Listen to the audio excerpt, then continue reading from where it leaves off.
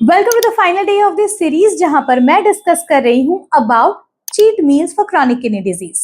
तो हमारे ये जो चुन्नी लाल जी है, क्योंकि वो काफी फूडी है, इसीलिए उन्होंने मुझे ये पूछा था कि मैम मैं इवन चाइनीज क्विजीन खाना चाहता हूँ, आप मुझे बताएं कि मैं चाइनीज चीजों का समावेश किस तरह से अपनी डाइट में कर सकता हूँ। तो मैंने उन्हें ये सलाह दी कि सबसे पहले तो चाइनीज क्विजीन को घर पर ही बनाकर अगर आप लेते हैं तो इसे कंप्लीटली गिल्ट फ्री मैनर में आप ले सकते हैं। तो चलिए देखते हैं कौन से थे वो 3 इंस्ट्रक्शंस जो मैंने इन्हें दिए। सबसे पहले तो चाइनीज में अगर आप फ्राइड राइस इस्तेमाल कर सकते हैं, इसे आप घर पर बनाते हैं तो ये कंप्लीटली एक चीट मील नहीं कहलाया जाएगा। क्यों? क्योंकि इसमें आप जो है वो बिल्कुल भी soya sauce, Ajinomoto, ketchups, Schezwan sauce इसका इस्तेमाल नहीं करेंगे। सेकेंडली, इस चाइनीज राइस को बनाने के लिए आप इसमें केवल खूब सारी भाजियां डालें, हल्का सा नमक और पेपर, सिर्फ इतने ही मसालों से अगर आप बनाते हैं तो अगेन ये कंप्लीटली गिल्ट फ्री है।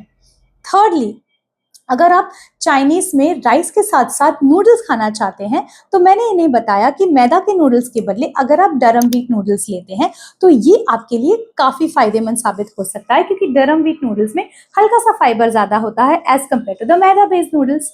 लेकिन अब इनकी जर्नी में भी एक बार तो ऐसा जरूर हुआ है कि 5 साल में एक बार इनका पोटेशियम जो है वो बॉर्डर लाइन आ चुका था। तब भी चूंकि वो चाइनीज बंद नहीं करना चाहते थे और वो खाना चाहते थे at least once in a week, तब मैंने उन्हें बताया था कि आप डरम व्हीट नूडल्स को भी चेंज कर दीजिए। तो किससे चेंज करना है? आपको उसे रिप्लेस करना है राइस नूडल्स के साथ। अगर आप भी ऐसे व्यक्ति हैं जिनका पोटेशियम ज्यादा रहता है क्रिएटिनिन के साथ साथ ही, तो आप भी इस नूडल की लिंक जो है वो हमसे ले सकते हैं। नीचे कमेंट बॉक्स में लिंक टाइप करिए और हम इसे जो है वो आपके साथ शेयर कर देंगे।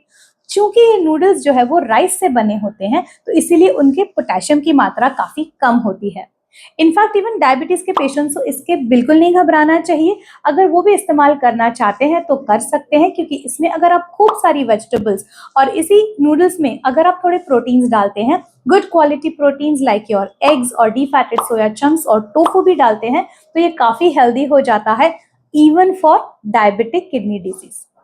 तो इस तरीके से आप देख पा रहे हैं पिछली 5 साल की जर्नी जो है वो मिस्टर चुन्नी लाल की तो इस तरह से रही कि उन्होंने बहुत सारी चीजों का समावेश, बहुत अच्छी रेसिपीज जैसे पाव भाजी, नूडल्स, इवन टिक्कीज, आलू पराठा, इन सारी चीजों का समावेश उन्होंने अपने डाइट में रखा। लेकिन एक डाइटिशियन से सलाह लेकर उन सारी रेसिपीज को मॉडिफाई करके घर पर बनाकर उन्होंने इस तरह से बनाया कि वो उनकी किडनी डिजीज को बिल्कुल भी अफेक्ट ना करे या कोई भी कॉम्प्लिकेशंस ना लाए।